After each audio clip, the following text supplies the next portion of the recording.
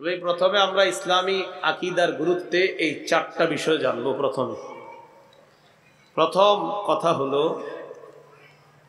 যার আকীদা টোটাল অশুদ্ধ তার সব বরবাদ। সূরা মাঈদা ৫ নম্বর আয়াত, আল্লাহ পাক রব্বুল আলামিন বলেন, ওয়ামান ইয়াকফুর বিল ঈমান ফাকাদ হাবিতা আমালুহু। যে ব্যক্তি ঈমানকে অস্বীকার করে, যে ব্যক্তি ঈমানকে অস্বীকার করে, যে ব্যক্তির আকীদা টোটাল অশুদ্ধ, ফাকাদ হাবিতা আমালুহু, তার সব আমল বরবাদ। নাউজুবিল্লাহ। সূরা কাহফের ১০৩, ১০৪, ১০৫ নম্বর আয়াতে আল্লাহ বলেন, কুল হাল নুনাব্বিউকুম বিল আখসারিনা আ'মালা। আমি কি তোমাদেরকে তাদের ব্যাপারে বলবো যারা আমলের দিক থেকে অধিক ক্ষতিগ্রস্ত? আল্লাযীনা দাল্লা সা'য়ুহুম ফিল হায়াতিদ দুনিয়া, যাদের এই পার্থিব জীবনের সকল প্রচেষ্টা ব্যর্থ। ওয়াহুম ইয়াহসাবুনা আন্নাহুম ইহসিনুনা সুনআ, অথচ তারা মনে করে তারা ভালো কাজ করে। আল্লাহ বলেন, আমি কি তোমাদেরকে তাদের ব্যাপারে বলবো যারা আমলের দিক থেকে অধিক ক্ষতিগ্রস্ত, যাদের দুনিয়ার পার্থিব জীবনের প্রচেষ্টা ব্যর্থ, অথচ তারা মনে করে তারা ভালো কাজ করে। আল্লাহ কয়, তাদের ধারণা তারা ভালো কাজ করে, কিন্তু এই যে ধারণা করে আসলে সব ব্যর্থ। আল্লাহ বলেন, তারা কারা? উলাইকাল্লাযীনা কাফারু বিআয়াতি রাব্বিহিম ওয়া লিকাইহি, তারা হলো ওই সমস্ত ব্যক্তি যারা তাদের রবের আয়াত সমূহকে অস্বীকার করে। ওয়া লিকাইহি, আল্লাহর সাথে যে সাক্ষাৎ করবে পুনরুত্থানের পর, এটাকে তারা অস্বীকার করে। ফাহাবিতাত আ'মালুহুম, আল্লাহ বলেন তাদের আমল নামা বরবাদ। ফালা নুকিমু লাহুম ইয়াউমাল কিয়ামাতি ওয়াজনা, আমি তাদের জন্য কোন ওজনের পাল্লাই কায়েম করব না, কারণ তাদের আমল নামা ওজনের পাল্লায় দেওয়ারই দরকার নাই, বিনা হিসাবে জাহান্নাম। এদের আবার আমল নামা কিসের? আমল নামাই তো নাই। তো আমি তাদের আমল নামার কোনো ওজন সাব্যস্ত করব না, কোনো ওজন নির্ধারণ করব না। আল্লাহ বলেন, যালিকা জাযাউহুম জাহান্নামু বিমা কাফারু, এই কারণে তাদের ঠিকানা, তাদের প্রতিদান হলো জাহান্নাম, কুফরি করার কারণে। ওয়াত্তাখাযু আয়াতি ওয়া রুসুলি হুজুয়া, তারা আমার আয়াত আর আমার রসুলগণকে উপহাস করেছে, বাস তাদের পুরস্কার, তাদের ঠিকানা জাহান্নাম। নাউজুবিল্লাহ। তাহলে আকীদা অশুদ্ধ, ঠিকানা কোথায়? জাহান্নাম। সূরা ইব্রাহিম 18 নম্বর আয়াত, যারা ঈমান ছাড়া ভালো কাজ করে, যাদের আকীদা ঠিক নাই, 50টা হসপিটাল আছে কিন্তু ঈমান নাই। এক ব্যক্তির 50টা হসপিটাল, ভালো ভালো অনেক দাতব্য প্রতিষ্ঠান আছে কিন্তু ঈমান নাই। তার এই যে ঈমান ছাড়া ভালো কাজগুলা, এগুলো হলো আপনার প্রচন্ড ঝড়ের দিনে প্রবল বাতাসের মধ্যে রাখা ছায়ের মতো। আমার সাথে একটু বলেন, তাহলে মনে থাকবে, দেখবেন। বলেন, ঈমান ছাড়া আমল প্রচন্ড ঝড়ের দিনে প্রবল বাতাসের মধ্যে ছাই রাখার মতো। প্রচন্ড ঝড়ের দিনে প্রবল বাতাসে ছাই থাকবে, সব চলে যাবে। ঈমান ছাড়া আমলেরও এরকম কোনো মূল্য নাই, ওই ছায়ের যেমন মূল্য নাই। সূরা ইব্রাহিমের 18 নম্বর আয়াত, আল্লাহ বলেন, মাসালুল্লাযীনা কাফারু বিরাব্বিহিম আ'মালুহুম কারামাদিন ইশতাদ্দাত বিহির রিহু ফি ইয়াউমিন আসিফ, যারা তাদের রবকে অস্বীকার করে তাদের দৃষ্টান্ত হলো কারামাদ, তাদের আমলের দৃষ্টান্ত ছায়ের মতো। ইশতাদ্দাত বিহির রিহু ফি ইয়াউমিন আসিফ, যেই ছাইগুলাকে প্রচন্ড ঝড়ের দিনে প্রবল বাতাস উড়িয়ে নিয়ে যায়, এই প্রচন্ড ঝড়ের দিনে প্রবল বাতাসের মধ্যে যেমন ছাইয়ের কোনো মূল্য নাই, ঈমান ছাড়া হাজার হাজার কোটি কোটি ভালো কাজেরও কোনো মূল্য নেই।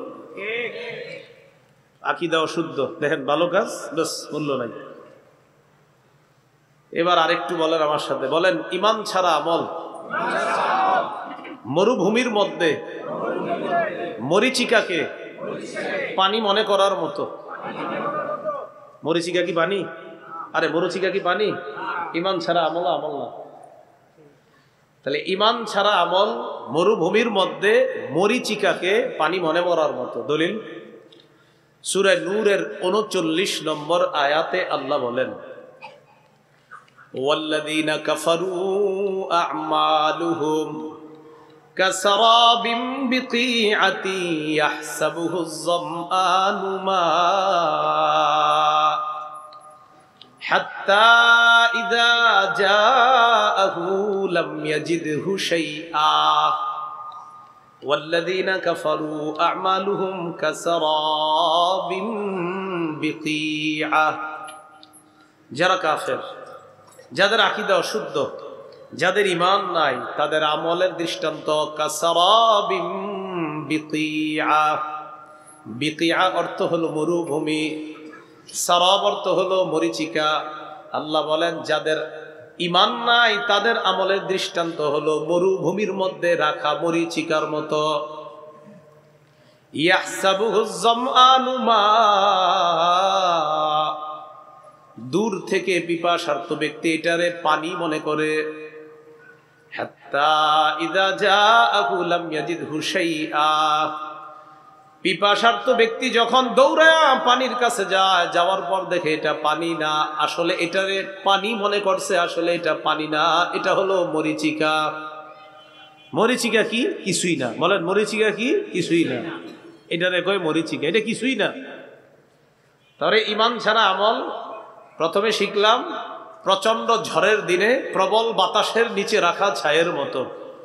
এরপরে শিখলাম ঈমান ছাড়া আমল, আকীদা অশুদ্ধ রাইখা আমল মরুভূমির মধ্যে মরিচিকাকে পানি মনে করার মতো। পিপাসার্ত ব্যক্তি যাকে পানি মনে করে, আসলে এটা পানি না।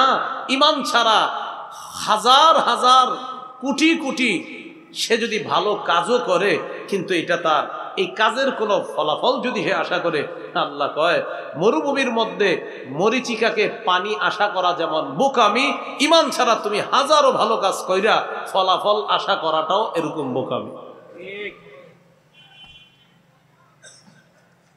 এরপরে আমার সাথে আরেকটা বলেন, বলেন ঈমান ছাড়া আমল বাতাসের মধ্যে উঠতে থাকা না দেখা ধূলিকণার মতো। কি দেখা? না দেখা, পুরোটা কইতে হবে। ঈমান ছাড়া আমল উঠতে থাকা অদেখা না দেখা ধূলিকণার মতো। এখানে কিন্তু ধুলা উঠতেছে, জানেন? ধুলা উঠতেছে, যেটা দেখবেন না। শীতকালে দেখবেন টিনের ঘরের ছিদ্র দিয়ে একটা রোদ আসে, ওটার মধ্যে দেখা যায় ঘুরি ঘুরি ঘুরি ঘুরি উঠতেছে, আসলে পুরা ঘরে। তো ওই যে ওই জিনিসটা উঠতেছে, ঈমান ছাড়া যারা কাজ করে তাদের এই কাজগুলা না দেখা উড়তে থাকা ধুলি কণার মতো হয়ে যাবে। তো এগুলো দেখাই যাবে না, তো ওজনের পাল্লায় কিভাবে দিবে? ওজনের পাল্লায় কিভাবে দিবে? সূরা ফুরকানের 23 নম্বর আয়াতে আল্লাহ পাক রব্বুল আলামিন বলেন, ওয়াকাদিমনা ইলা মা আমিলু মিন আমালিন ফাজআলনাহু হাবাআম মানসুরা। যারা ঈমান ছাড়া ভালো কাজ করে, আমি তাদের এই কর্মটাকে উড়তে থাকা বিক্ষিপ্ত ধূলিকণার মতো বানিয়ে দিব, যেই ধূলিকণাগুলা দেখা যায় না। তো ঈমান ছাড়া কাজগুলা যা দেখাই যাবে না, তো ওজনের পাল্লায় দেওয়ার প্রশ্নই আসে না। তাহলে আকীদা অশুদ্ধ, হাজারো ভালো কাজ লাভ নাই, আকীদা বিশুদ্ধ করতে হবে। আল্লাহ কথাগুলা বুঝার তৌফিক দান করেন। এজন্য আকীদার 1 নাম্বার বিশুদ্ধ আকীদাই আল্লাহ ছাড়া কোনো ইলাহ নাই, মনে প্রাণে বিশ্বাস করে মুখে স্বীকার করা। মুসলিম শরীফের 16 নম্বর হাদিস, মাদ্রাসা পাঠ্যপুস্তক অনুসারে قال رسول الله صلى الله عليه وسلم بني الإسلام على خمس على أن يوحد الله। ইসলামের ভিত্তি 5টি জিনিসের উপর। 1 নাম্বার আল্লাহর একত্ববাদ স্বীকার করা। 2 নাম্বার ওয়া ইকামিস সালাহ, নামাজ কায়েম করা। 3 নাম্বার ওয়া ইতাইজ যাকাত, যাকাত আদায় করা। 4 নাম্বার সওমি রমাদান, রমজানের রোজা রাখা। 5 নাম্বার আল হজ, হজ করা। এই হাদিসে এমনি আসছে সিরিয়ালটা, কোন হাদিসে আগে হজ পরে রমজানের রোজা। তো বাকি এই জায়গায় ইসলামের ভিত্তি 5টি জিনিসের উপর।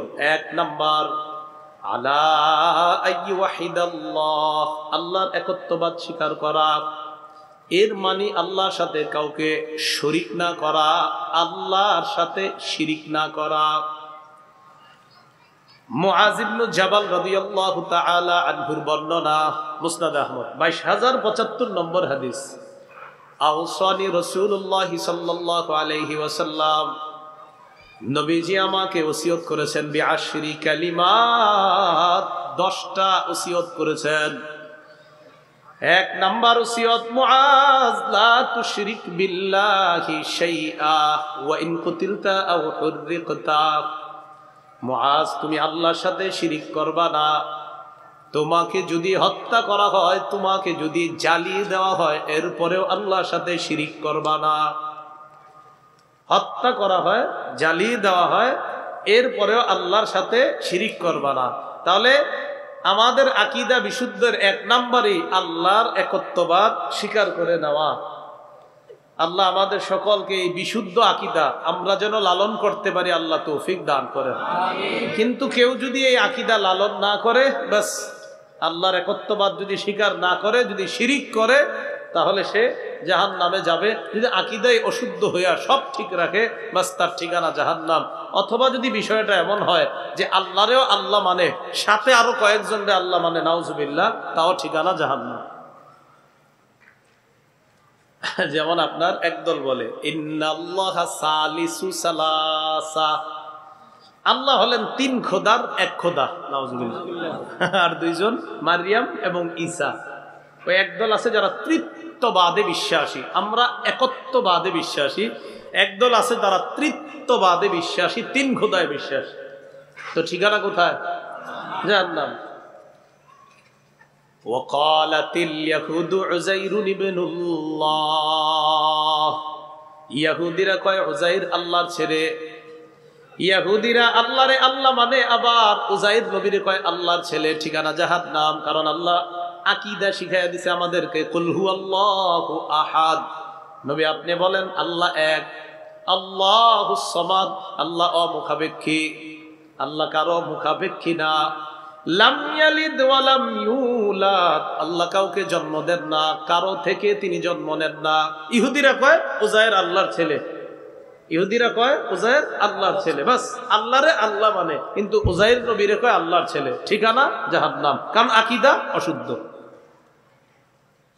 ওয়াকালাতিন নাসারা আল মাসীহ ইবনুল্লাহ, খ্রিস্টানরা কয় ঈসা নবী আল্লাহর ছেলে। খ্রিস্টানরা কয় ঈসা নবী আল্লাহর ছেলে। বাস ঠিকানা কোথায়? জাহান্নাম। আল্লাহ বলেন যালিকা কাউলুহুম বিআফওয়াহিহিম, এগুলা তাদের মুখের কথা, এগুলা তাদের মুখের কথা, এগুলা সঠিক কথা না। এই জাতীয় আকীদা যদি অশুদ্ধ থাকে, তার ঠিকানা জাহান্নাম। এ হলো আমাদের ইসলামে আকীদার গুরুত্বের প্রথম কথা।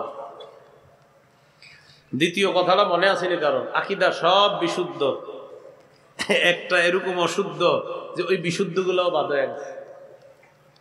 একটা এমন অশুদ্ধ, বিশুদ্ধটা বাদ হয়ে যায়। যেমন সূরা হুদের 17 নম্বর আয়াতে আল্লাহ বলেন ফালা তাকু ফি মিরিয়াতিম মিন ইন্নাহুল হাক্কু মির রাব্বিক, এই কোরআনের কোন অংশের ব্যাপারে আপনি সন্দেহ করবেন না, সামান্য অংশেও সন্দেহ করতে পারবেন না। এই কোরআন পুরাটাই আপনার রবের পক্ষ থেকে সত্য। কোরআন পুরাটা রবের পক্ষ থেকে সত্য, এটার উপরে কোনো ধরনের কি করা যাবে না, সন্দেহ করা যাবে না। তো আল্লাহ পাক রব্বুল আলামিন সূরা বাকারার 23-24 নম্বর আয়াতে বলেন, ওয়া ইন কুনতুম ফি রাইবিম মিম্মা নাযালনা আলা আবদিনা ফাতু বিসূরাতিম মিন মিসলিহি, তোমরা যদি সন্দেহ পোষণ করো ওই কিতাবের ব্যাপারে যা আমি আমার নবীর উপর, আমার বান্দার উপর নাজিল করলাম, তাহলে তোমরা এই কোরআনের মতো একটা সূরা আমার কাছে নিয়ে আসো। ওয়াদউ শুহাদাআকুম মিন দুনিল্লাহ, আল্লাহ ছাড়া তোমাদের সব সাক্ষীদেরকে ডাইকা সবাই মিলে একটা সূরা বানাও। ইন কুনতুম সাদিকিন, তোমাদের দাবিতে যদি তোমরা সত্যবাদী হও যে হ্যাঁ আমরা কোরআনে সন্দেহ করি নাউজুবিল্লাহ, তাহলে একটা সূরা বানায়া দেখাও। তা আল্লাহ জবাব দিয়ে দেয় 1 নম্বর পারা, দেখুন 4 নম্বর পৃষ্ঠার শুরুতেই, ফাইল্লাম তাফআলু ওয়ালান তাফআলু, যদি না পারো, আর শুনে রাখো কিছুতে পারবেও না। সুবহানাল্লাহ, কি বলতেছে? যদি না পারো, সাথে সাথে বলে পারবাও না। যদি না পারো, ওয়ালান তাফআলু, কিছুতেই পারবা না। কি বলতেছে? যদি না পারো, সাথে সাথে আল্লাহ আর কিছুতে পারবাও না। ফাত্তাকুন নারাল্লাতী ওয়াকুদুহান নাসু ওয়াল হিজারা, তাহলে ওই আগুনকে ভয় করো যে আগুনের জ্বালানি হবে মানুষ এবং পাথর। তাহলে কি শিখলাম? কোরআনের কোন অংশে কি সন্দেহ করা যাবে? কোরআনের পুরো 6236টা আয়াতের সবগুলো একজন বিশ্বাস করে, একটা আয়াতে একটু সন্দেহ করে, ঈমান থাকবে না চলে যাবে? এই কথাটা বুঝলে আশা করি আপনাদের এই হেডিং বোঝা একদম সহজ হয়ে যাবে। এই যে আজকের হেডলাইনটা, খতমে নবুয়তটা। তো দেখেন কি বলতেছে, সব আকীদা বিশুদ্ধ, একটু অশুদ্ধ, ঈমান থাকবে না যাবে? যাবে। আচ্ছা, মাশাআল্লাহ। এই জায়গা থেকে আমরা খুব মন দিয়ে শুনি যে আকীদা সব বিশুদ্ধ, একটু অশুদ্ধ হলে ঝামেলা।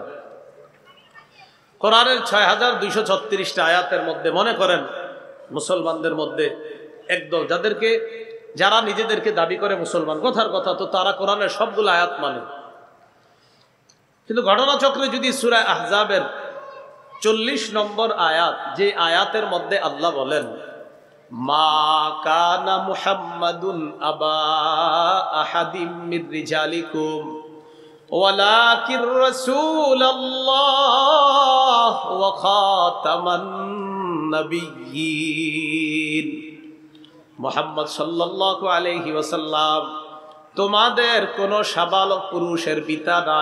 এটাও যদি কেউ মানি, কেউ যদি বলে মানি এই কথা, ওয়ালাকির রাসূলুল্লাহ, তবে তিনি আল্লাহর রাসূল, তো একজন কয় এটাও মানি, ওয়া খাতামান নাবিয়্যিন, এবং তিনি শেষ নবী।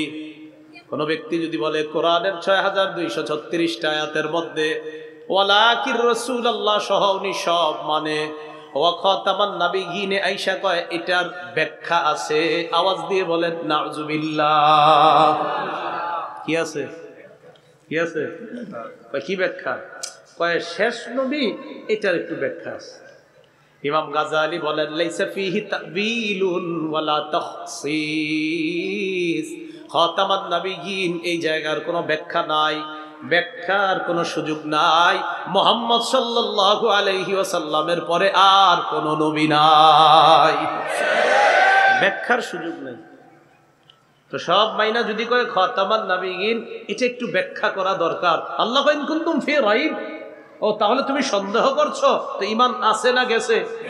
তাই তো বলে তারা কাফের।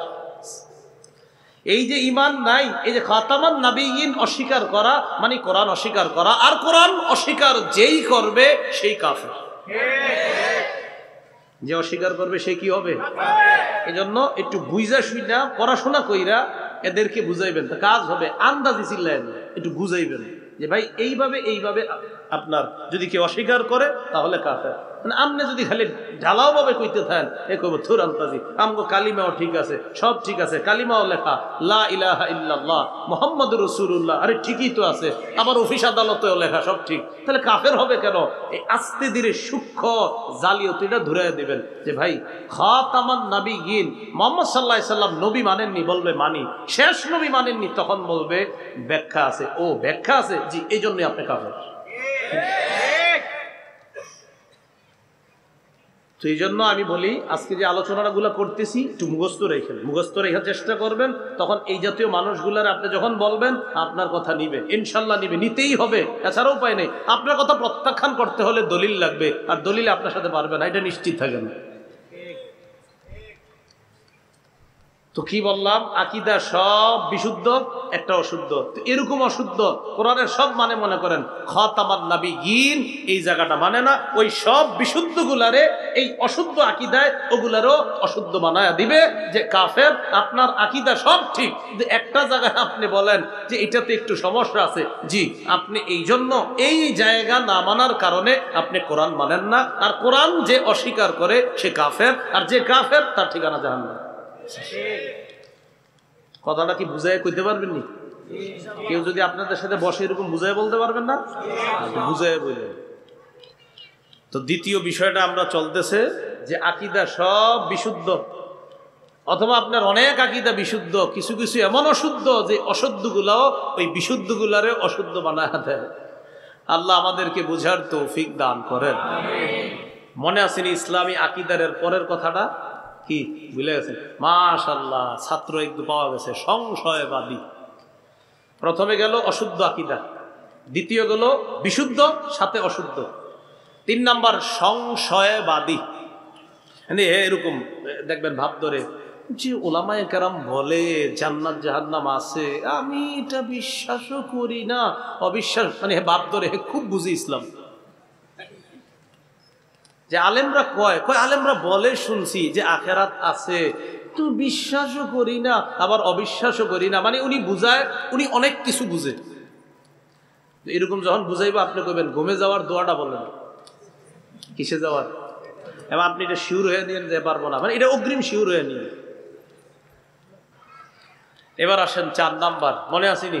আলেমরা বললেন নাকি 4 নাম্বার কি ছিল ইসলামী আকীদার? 4 নাম্বারটা প্রথম আমি বললে আবার মনে আসবে আপনাদের। প্রথম অশুদ্ধ আকীদা, 2 বিশুদ্ধ আকীদার সাথে অশুদ্ধ আকীদা, 3 সংশয়বাদ, 4 বিশুদ্ধ আকীদা।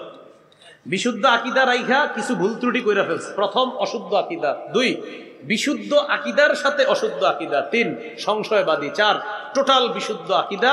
হ্যাঁ, কিছু ভুল ত্রুটি কইরা ফেলছে, একদিন না একদিন জান্নাতে যাবে। কোথায় যাবে বলেন তো? জান্নাতে যাবে। মনে থাকবেনি সবার? তাহলে বিশুদ্ধ আকীদা ছাড়া মারা যাওয়া খুব ভয়ঙ্কর হালাত হয়ে যাবে। 1 নাম্বার অশুদ্ধ আকীদা, ঠিকানা জাহান্নাম।